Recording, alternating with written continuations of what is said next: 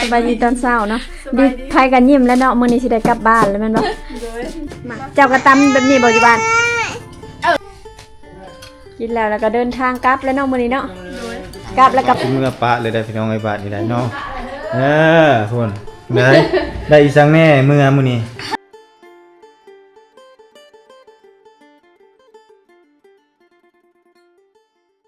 สบายดีตอนเช้าเนาะดีพายกันยิ้มแล้วเนาะมื้อนี้สิได้กลับบ้านแล้วแม่นบ่สิได้กลับบ้านมื้อนอนเทือนแล้วสิบ่ว่าคิดฮอดเทือนแฮงเนาะมื้อนี้เนาะเฮ็ดอาหารยังมื้อนี้วัฒนาหน่อไม้ตำแจ่วอยู่กินกับหน่อไม้ใส่น้ำตาลหน่อยนึงมีล่างบ่บ่เพิ่นตำแจ่วเนาะกินกับหน่อไม้มื้อนี้อาหารบ่ได้เฮ็ดอาหารหยังหลายเด้อมื้อนี้เนาะมีอบหมูกับแจ่วหน่อไม้เนาะมื้อนี้เนาะกินแบบเบาๆคือเก่าเซฟ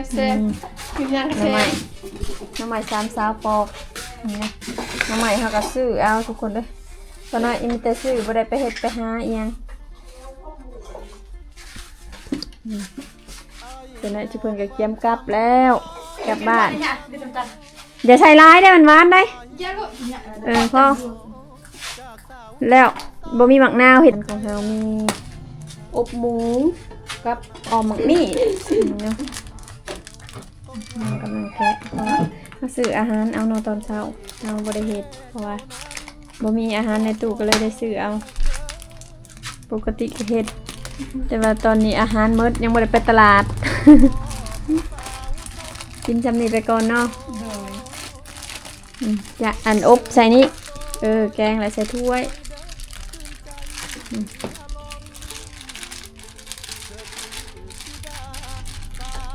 ผ้าแพร2 สาวผ้าแพรเสือกระสีเดียวกันเลยเนาะตั้งสื่อคือกันบ่เสือนี่เลยแนวใดฮะตั้งสื่อคือกันบ่เลยแนวใดเสือนี่ตั้งอยากสื่อคือกันเนาะมักแบบเดียวมักคือกันมักแบบเดียวกัน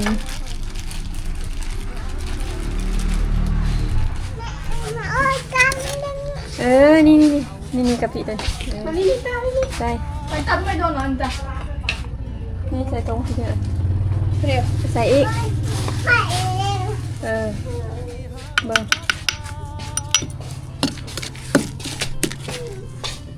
ยังใส่อีกหน่อยนึง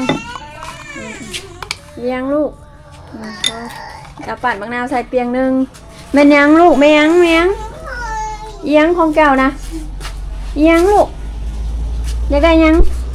เบิ่งนี่แม่ถ่ายคลิปได้สบายดีตอนเช้าไว้สบายดีแน่ลูกเอาสบายดี FC แน่ไว้ละสบายดีลูกสบายดีตอนเช้าเด้อเด็กก็ยังสบายดีนี่ยังเห็นสบายดีตอนเช้าเด้อสบายดีตอนเช้าเด้อดีนะคะ แล้วบ่เปียงเอาตักใส่ถ้วยก่อนแหละจังเอาน้ำใส่หน่อยนึงเอาเผื่อถ้วยหน่อยนี่เบิ่งดูคันผสมก็จะใส่อีกมะนาวผมไม่ได้ชุ่มกับฝามักกินอยู่บ่แจ่วกะปิกับหน่อยมาแจ่วกระตำแบบนี้บ่อยู่บ้านโดยตำบักเขียดเอาคือบ่ใส่กะปิเอามีกะปิคือบ่ซื้อเอาอัดตูดเชื่อระเบิดไวมีเงินซื้อบ่ว่าสิกินแต่กะปิว่าหมดไวเบิ่งดูจีมือน้องธิดาอร่อยมักเผ็ดโอ้ยกินข้าวเสาบ่ข้าวเด้อก ำลังกินข้าวเสาทุกคนนี่เอาคือบ่เห็นกินกระปุ่นคือยากคุณจะน่ะอาหารเบาๆคือเก่าอาหารบ้านเฮามีแน่ๆครับมีหลายแนวเต็มที่แล้วอบหมูออมหมักมี่จบเลยน้ำมันกินแล้วก็เดินทางกลับแล้วเนาะมื้อนี้เนาะกลับแล้วก็ไปให้เลยบ่หรือว่าพักก่อนเลยป้าวัฒนาตอบว่าเลยพักก่อนเมื่อยแล้วเนาะพาไปเลาะจนเมื่อยว่ะใช่ป่านั่นพลานทั้งวันพลานเบิ่แล้วปลาพลานเด้อเคยมาซื้อมาปลาพลานวันนี้ล่ะ ป้านั่นชื่อหัดประ เฮ้ย ผมนี่ แซ่บ3-4 คน นี่เนาะ เนาะกินข้าวแล้วก็ออกเดินทางเมื่อเดินทางกลับ กำลังคือบ่กินข้าว บ้านหลังกินข้าว จะเลยจะเลย ก็เป็นยัง นี่แหละอ้าวโฟย พ่อผักกาดช่องนี้นะเด้ไปแกง ป้าเนี่ยไปกลับไป กินข้าวพลาน ป้าหมอ จะน้อยจะกินข้าวพลาน ยานะไม่โฟยนะลูก มามาลังไว้ สบายดีก่อนสบายดีสบายดีไหมสบายดี โอ้สบายดี โอ้ยบุจบยาแล้วบุซื้อกระตุนให้ดอกบ่พากระแลมเพื่อไปกินแลมดอก กินกัน เอากินแลมละปะสบายดีก่อนสบายดี กินฟ้าเครื่อง โดยสบายดีเลย กินฟ้าเครื่อง สิปันเฮือนเอาไปปัดโอ้ยจบทีเดียวปัดไปไหม พกอันนี้ลูกอันนี้ได้ ปัดเร็วว่าจบแท้พ่อแม่บ่ได้อันนั้นแหละบัดนี้บ่ได้เมื่อยแล้วนี่ตาปัดเฮือนนี่โอ้ยปัดลูกเนาะปัดหัว พ่อผักกาดย่างเด้ อะไรข้าวนี่ เอาได้แล้วคือบ่กินอันนี้บ่มักบ่อบหมูนี่ แม่นบ่พอเอาเบิ่งให้ กินแล้วกินให้อิ่มนะ คนนึงมาค่ะ หน่อไม้นี่ประจำนั่นหน่อไม้นี่เนาะ แกะเด้เอา จั อั บ นนี้ แต่ แกะ แซ่บ แต่ก็แซ่บคือเก่าเนาะ โดย เอาให้น้องๆไปกินข้าวกินน้ำกับพี่น้อง ข้าวพลานไล่นี่ได้ปลาหา ต้นจะสิ เอาหลังจากกินข้าวกินน้ำแล้วแล้วก็ได้แนะนำเพิ่นเกี่ยวกับสิ่งที่ต้องนำเอาเมื่อเฮ็ดเนาะเพื่อจะมาให้ประตุกฝากไปให้ในการเฮ็ดพาสปอร์ตอันนี้ได้อีกทางแน่มาฝากลูกนี่กระเป๋าบ่ เปล่าก ระเป๋าหนึ่ง เกือบ กระเป๋าเกิบกระเป๋าอันเท่าไรน้อย ก็ได้เลย บ่กระเป๋านี่หน่วยเท่าไร55เอาอย่าแล้วไปจ่ายให้เลยเอาไปให้ลูกสาวลิซ่าซะกระเป๋านะได้แล้วข้าวปุ้นเอามากินเด้อข้าวปุ้นเด้อเบิ่ง3สาวนี่ไปฮอดไสแล้วเกียมเครื่องเกียมของแล้วบ่ เกียมแล้วละ โดย โอ้สิมือปะเลยได้พี่น้องไอ้บาทนี่ได้เนาะพุ่นได้อีสังแน่มื้อนี้ข้าวต้มขนมโอ้ไฟมาแล้วสะดวกแล้วบัดนี้สบายแล้วโอ้ไลฟ์สดให้ FC เห็นจังหน่อยก่อนหน้าจากมื้อน่ะประมาณจัก10จัก20นาทีเนาะได้บ่พายกระเป๋าไลฟ์สดเลยเพิ่นเกียมแล้วแก้วตาวาสนานอนรับอยู่บ่อยู่นี่ รัก รับคักอยู่บ่ คักรักค่ะ รับคักเนาะ โดยนุ่มก็เตียงพวกน้องอีก ยังบ่ติงให้เจ้าอยู่บ่ โดย หักกันยังนั่นคิดฮอด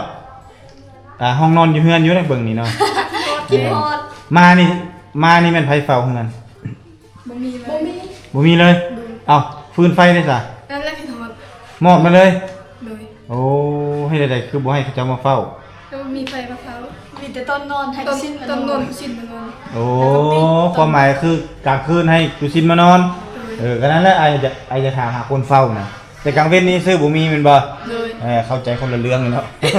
มาออกมาเกียมเครื่องเกียมของสิเมื่อแล้วบ้านนี่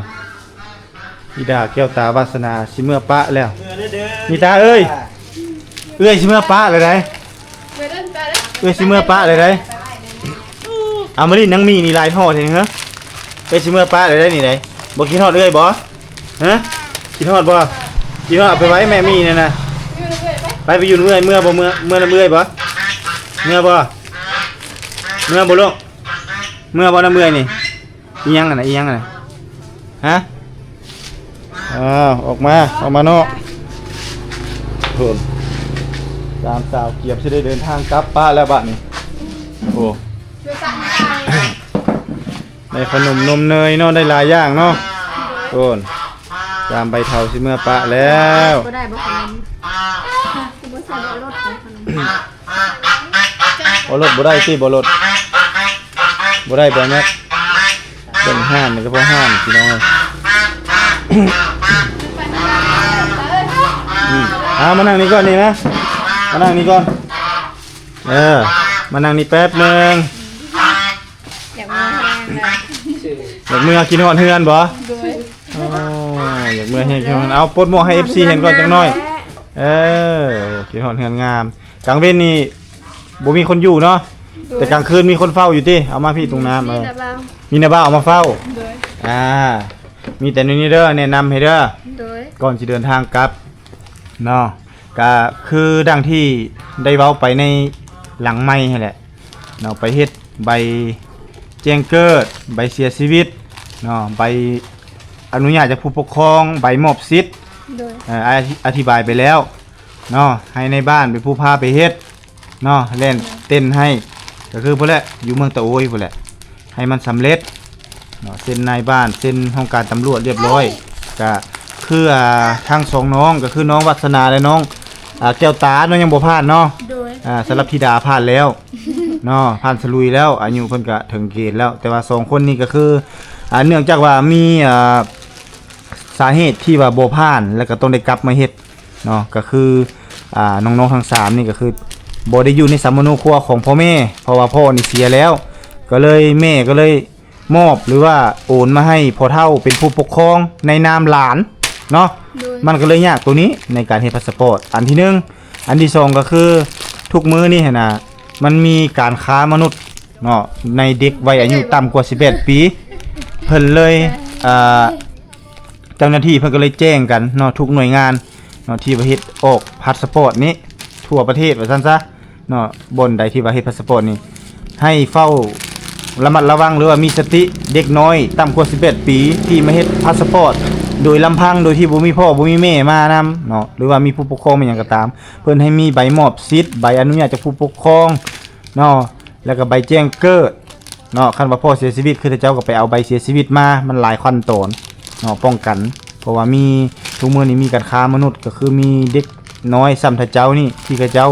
มาเฮ็ดพาสปอร์ตมันหยังให้แล้วหลอกลวงเนาะขายคันสิว่าแล้วก็การคันว่าการค้ามนุษย์ก็คือขายก็คือไปเอาผัวจีนเนาะเอาเงินให้พ่อแม่100-200 ล้านแล้วเขาก็ไปขายอยู่ประเทศจีนจักตายยังบ่จักเนาะฉะนั้นเขาเจ้าจึงให้เฮานี่กลับมาเฮ็ดเนาะว่าถ้าเฮานี่แม่นแท้บ่สิเฮ็ดมานี่เพื่อจุดประสงค์ตัวใดเนาะไปท่องเที่ยวบ่ไปเบิ่งบ้านเพิ่นเมืองเพิ่นไปนั่นไปนี่เนาะย่านถือการค้ามนุษย์นี่แหละเนาะคือจ้อยนี่ก็เป็นคนกลางที่พาเจ้าไปนี่ก็สุดยอดที่ว่าย่านฉะนั้นนี่ก็คือสิ่งที่ว่ายังค้างคาอยู่นี่ก็คือให้เจ้ากลับไปเฮ็ดเนาะโดยที่ว่ามีการแนะนำชี้แนะจากในบ้านนั้นเพราะว่าอ้ายก็ได้มอบหรือว่าอธิบายให้ในบ้านละเอียดแล้วแม่นบ่ในบ้านเข้าใจละเอียดแล้วเนาะได้แล้วมีแต่ในบ้านนี่ก็พลาดแล้วเนาะกับธิดาพลาดแล้วยังแต่ยังสองน้องนี้เนาะแล้วก็ผู้แรกคนน้อยๆหูปินหลังมาพุ่นบ่ได้สนน้ำไผเลยนั่นอันนั้นก็ยังบ่พลาดอยู่เนาะบ่ตุกต้องได้ไปเฮ็ด2อย่างเนาะอยู่ในนั้นเนาะเพื่อจะเอาไปให้ทางห้องการเพิ่นเป็นจังไดไปเที่ยวมาทั้งไปเวียกลักๆก็คือไปเวียกบ่แม่นแต่ไปเที่ยวเนาะการเดินทางไปสวรรค์เขตครั้งนี้เป็นจังไดอยากถามความรู้สึกฮะ ม่วนแฮง ม่วนบ่ โดย ม่วนอย่างเดียวบ่ มีความสุข มีความสุขบ่ โดยมีความอบอุ่น บ่อิ่มบ่ซะ อิ่ม ฮะ อิ่มแฮง กินอิ่มลุงอุ่นเนาะ โดย จังนั้นว่ากินบ่อิ่มบ่ได้เด้เนาะ อิ่มแฮง อิ่มแฮงบ่ อิ่มเลี้ยง ก็คืออ้ายพี่เพิ่นเนาะอยู่ทางประเทศไทยเนาะเพิ่นเลี้ยงอาหาร1คาบเนาะ1มื้อ บ่ไหว 1มื้อเลี้ยงวาสนาเลี้ยงแก้วตาเลี้ยงธิดาเลี้ยงครอบครัวหมดครอบครัวนั่นแหละเนาะ จนย่างบ่ไหว วาสนากับแก้วตาจนย่างบ่ไหวเพิ่นว่าเนาะกินโอ้หลายอย่างหลายแนวจนเต็มโต๊ะเลยเหลือโต๊ะเนาะเพิ่นเลี้ยงถือว่าเพิ่นก็เลี้ยงอาหารคาบนึงกินโลดเพิ่นบอกเนาะกินทำาใดกินเพราะว่าดนๆนานๆเทื่อสามสาวจะได้กินอาหารดีๆส่วนหลายเห็นแต่เจ้ามะเพชรกับหน่อไม้ประจำเลยเนาะก็ถือว่าต้องขอบคุณอ้ายพี่เพิ่นที่เมตตาแล้วก็เลี้ยงอาหารเบ้าทุกทั้งครอบครัวแล้วก็ทั้งสามสาวแล้วก็ในบ้านพร้อมเนาะกิจกรรมดีๆจังซี่เนาะหาได้ยากที่จะเกิดขึ้นกับพวกน้องแล้วก็พวกอ้ายเนาะฉะนั้นก็รักษาความดีไว้ โดย แล้วก็สิเป็นกำลังใจให้น้องๆได้ไปเที่ยวไทยเนาะมาทุกคน โดย ในต้นเดือนหน้านี้ยังบ่ได้ดนเด้นี่วันที่10แล้วแม่นบ่ โดยวันที่10นี้ เนาะถ้าเจ้าฉะนั้นเนาะวันจันทร์นี่ก็คือมื้อนี้วันศุกร์เนาะวันจันทร์นี่ถ้าเจ้าต้องลมกับพ่อเฒ่าแม่เฒ่าเนาะด้วยความสะดวกมันต่างๆต้องได้พากันไปเฮ็ดอยู่ของการตำรวจให้มันสำเร็จเสร็จสิ้นเพื่อเดินทางไปเนาะ โดย บ่ซั้นนี่บ่ได้เด้ฮอดมื้อนั้นพาสปอร์ตบ่แล้วแต่ในบ้านเนาะแล้วก็ธิดาเนาะนิตาเนาะ เกี่ยวตากับวาสนาบ่แล้วน่ะเหี่ยวเลยเนาะบ่ได้ไปแล้วเนาะเขาเฮือนดี เขาเฮือนอีกบ่ ไปเฮ็ดหน่อไม้อยู่ เฮ็ดหน่อไม้ อ บ่ ยากกินเฮ็ดหน่อไม้กับจิโร่อยู่เฮือน พอดีเนาะกลางคืนมาโทรหาแต่เอื้อยนั่นเนาะฮอดใส่แล้วเฮ็ดหยังแน่น่ะเนาะจิตใจอยากให้ไปหมดทุกคนนั่นแหละ ถ่ายรูปไปเบิ่ง ให้ฮู้ให้เบิ่งเอาเนาะ จะเบิ่งจะสิขาดไป แต่จะขาดพุ่นเลยเนาะเอ้านี่ก็บ่มีหยังหลายพี่น้องเนาะก็นี่แหละสัมภาษณ์น้องๆเนาะการที่ว่ามาอยู่เฮือนเอื้อยอ้ายอยู่เมืองนองก็เป็นจังได ฮะม่วนอยู่บ่ โดยอุ่นกินอิ่ม กินอิ่มนุ่งอุ่นเนาะ โดยกินอิ่มอุ่น นั่นแหละนานๆได้ออกเปิดหูเปิดตาเท่านึงเนาะเพราะว่าส่วนหลายถ้าเจ้านี่อยู่แต่เฮือนแล้วก็ไปแต่ให้แต่นาแต่สวนเนาะเฮ็ดแต่เวียกหนักนี่แหละโดนๆมาเท่านึงเนาะมาเมืองนองคันมีโอกาส FC ผู้ใหญ่ใจบุญเพิ่นช่วยเหลือนั่นนี่อยากให้พาไปเที่ยวนั่นนี่ก็อายพาไปโดนๆได้เปิดหูเปิดตาเท่านึงมันก็คือแบบเฮาโดนๆห่างกายเฮากำลังขาดสารอาหารขาดอย่างต่างๆเฮาก็ได้ไปกินเนาะไปเที่ยวจากเห็นแต่ให้แต่หน้าแต่สวนก็ได้ไปเห็นตึกเห็นเฮือนเห็นผู้เห็นคนเนาะเป็นได้คนในเมืองงามอยู่ปะ งามเอง งามบ่ เลย ผู้บ่าวได้หล่อบ่ หล่อ หล่อเนาะ ได้เบิ่งผู้บ่าว บ่ได้เบิ่งผู้บ่าวเลย บ่าวซ้ำ เบิ่งหยังซะน่ะ เบิ่งเครื่องเขาเครื่องเขา เบิ่งแต่เครื่องเดียววาสนาเบิ่งผู้บ่าวฝรั่งบ่แม่นบ่ เลิฟซีนกันอยู่กลางลำของแคมของ ไอ้สกินนี่น่าจะจุ๊บอยู่นะ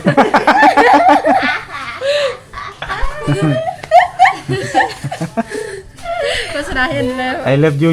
จุ๊บอยู่นั่นเนาะเห็นเล็กกะลีเนาะ บ่อายคน มันเป็นประเพณีความหมายคือมันเป็นอันนั้นของเขาความหมายคือความเคยชินของเขาแบบนั้นวัฒนธรรมเขาแบบนั้นอยู่ประเทศเขาหอมจูบกันโชว์ไปนั้นเลยได้กันเท่าหลายเห็นบ่คลาสสิกอนกันอายไปเจอ นี่ตาเอามีไปใช้นะเอาเครื่องลิ้นไปใช้จะไปใช้อันนี้เอากะเอาเอื้อยสิเมื่อป้าได้นี่ได้บอกเอื้อยก่อนบ่มาบอกเอื้อยก่อนไว้มาเร็วจนเอื้อยบ่มาหาได้นี่มาบอกเอื้อยไว้โชคดีเด้อแม่เมื่อดีเด้อบ่มีหยังให้เด้อแม่มาพี่คนอันนี้พุ่นได้เครื่องลิ้นแล้วอยากไปเลยวันนี้เอานั่งบอกเอื้อยไว้ ไปนู่นเลย โชคดีเด้อเด้อ ไปนู่นไป มื้อหน้ามายามตาใหม่เด้อแม่บอกไว้ ตาแล้วมึง บอกไว้ ตาแล้วตาแล้ว มื้อหน้ามายามใหม่เด้อแม่บอกไว้บอกเอื้อยไว้ เฮ้ยบ่ว่าแล้วบ่ มือบ่เว้ากับบ่เว้า เอาคุยตัวเอื้อแล้วบ่ เว้าได้ไหมบอกเอื้อยได้ไหม เฮ็ดคือฮู้จัก โชคดีเด้อโชคดีเด้อแม่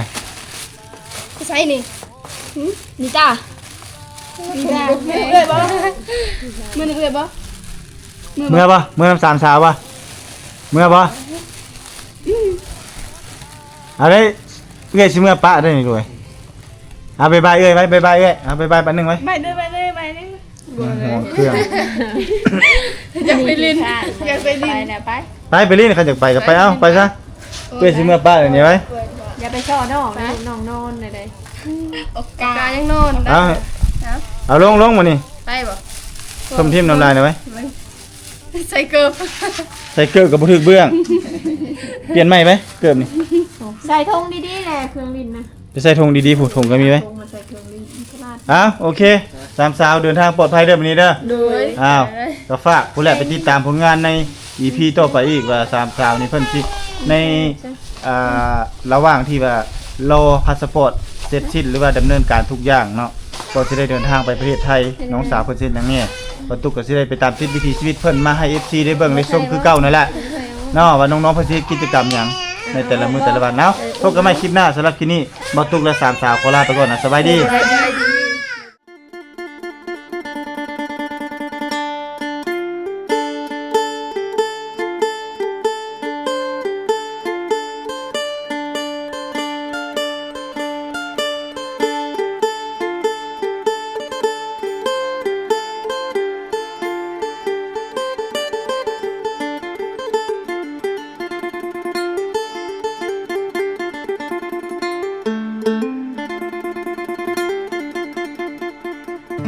อายหอบความช้ำมา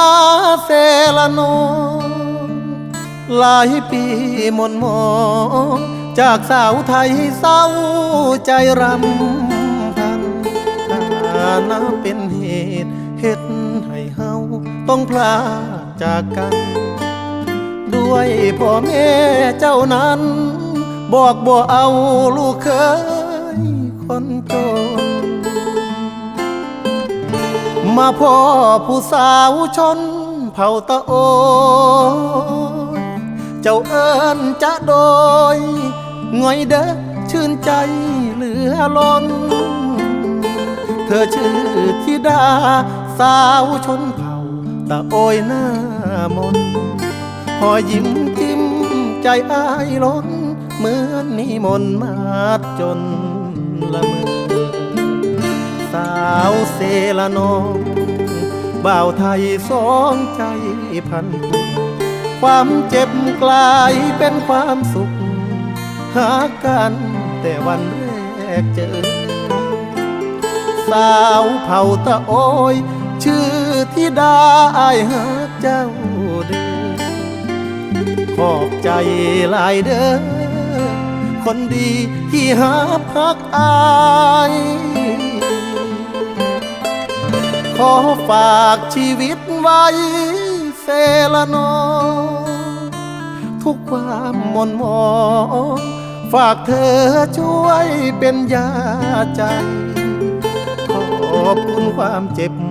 ที่นำพามาพบสามวัยจากนี้ทั้งชีวิตอายมอบให้เจ้าสาว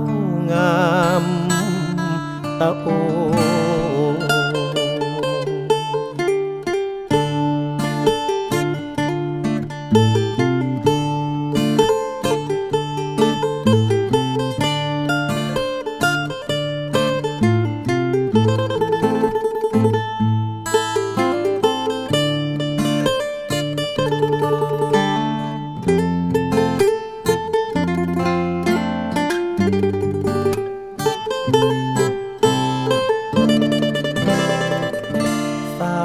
เซละนองบ่าวไทยสองใจพันผูความเจ็บกลายเป็นความสุขหากันแต่วันแรกเจอสาวเผ่าตะโอยชื่อธิดาอ้ายหาเจ้าเด้อขอบใจหลายเด้อ